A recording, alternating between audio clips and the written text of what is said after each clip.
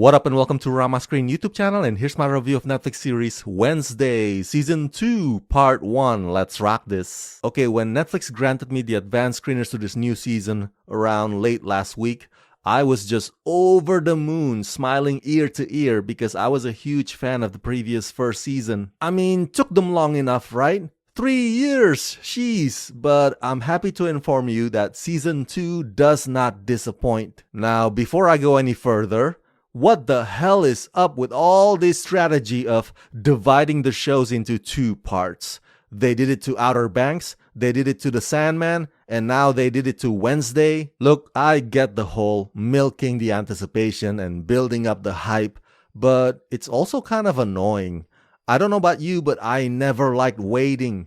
Just give us the whole shebang already, Netflix. My goodness. Anyway, I digress. Season 2 Part 1 consists of 4 episodes. Each runs about an hour long, and they are grimly terrific. There's a new murder mystery, but they also did not abandon the aftermath of what happened previously, so there's an element of vengeance to it that's equally intriguing. Wednesday Addams may have moved on from some of those characters, but those characters have not yet moved on from Wednesday Addams. I can confidently say that I like Season 2 slightly more than I did Season 1.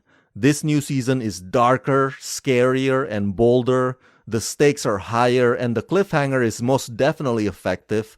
Though I stand by my statement earlier in that making us wait for what happens next is an irritating marketing ploy. But does this Season 2 have its shortcomings? Oh yes, it does. Quite plenty actually, which I will explain to you in this video, so stick around. Created and showrun by Alfred Gao and Miles Miller and directed by Tim Burton, in Wednesday Season 2, Wednesday Addams returns to prowl the Gothic halls of Nevermore Academy, where fresh foes and woes await.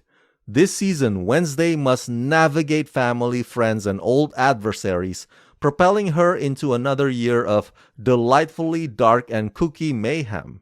Armed with her signature razor-sharp wit and deadpan charm, Wednesday is also plunged into a new bone-chilling supernatural mystery.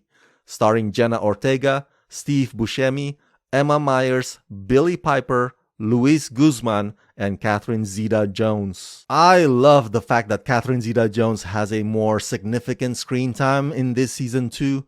That mother-daughter dynamics is very much the beating heart of this new season. It's so gratifying seeing them go toe-to-toe. And both Catherine and Jenna play that out in a way that makes you want to see how much further they can push that confrontation between them. The sword fighting in the woods, that whole sequence is thrilling and exquisite.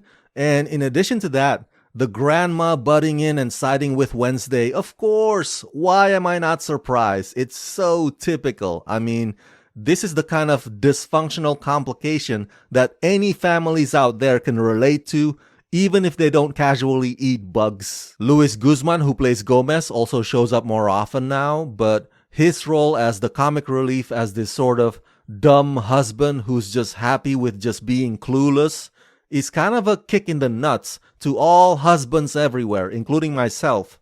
I mean, if the point is to show that wives control the family, they have a very emasculating way of going about it. Now, the whole thing with Pugsley and the zombie turns out to be nothing more than a plot device. They, meaning the writers, just need an excuse or something to wreak havoc in the mental asylum.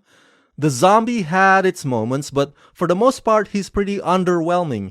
And I'm speaking as a fan of zombies in general. It also feels as if the writers didn't know what to do with Steve Buscemi and Billy Piper.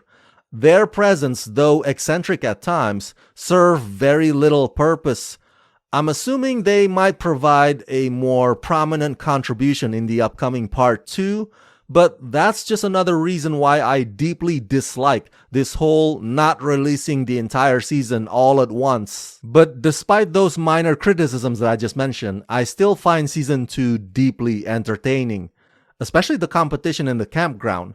Of course, the whole Harry Potter comparison will always be inevitable, you know, the whole tournaments and the outcast system, but Wednesday's version just seems a little bit more devious. The twist reveal at the end is not that easy to predict, which I appreciate, Their sleight of hand misdirection tactic is quite clever in my book. It's also interesting that the quote-unquote love triangle in this new season is more friendship-based between Enid, Wednesday, and Wednesday Stalker. It definitely makes for a feisty character development. But Enid herself is also now stuck in her own separate love triangle situation that comes across as an exhausting formulaic coming-of-age tale. I can't sing enough praises for the aesthetics, the costumes, the set designs, and the visual style, all of which I find completely mesmerizing. At one point, there's even a stop-motion animation involved that kinda harkens back to Tim Burton's classic masterpiece Frankenweenie, so that was fun. And Fred Armisen as Uncle Fester totally steals the scenes. Just downright amusing. I mean, Gomez tries, but Uncle Fester practically has this show's dark comedy tone wrapped around his stubby, creepy fingers. And of course, last but not least, Jenna Ortega once again is the cream of the crop. There's no viral dance sequence this time, but her sharp-witted cold stare performance never fails to be absolutely riveting. Jenna slips back into those shoes effortlessly and just owns it, which makes the character even more iconic than she already is. And I do feel that Wednesday Addams has become a more competent detective, despite her few blind spots. So yeah, overall I give Wednesday Season 2 Part 1 the rating of 4 out of 5. Yes, it has its weak links, but for the most part, it's engaging, well executed, and morbidly fun.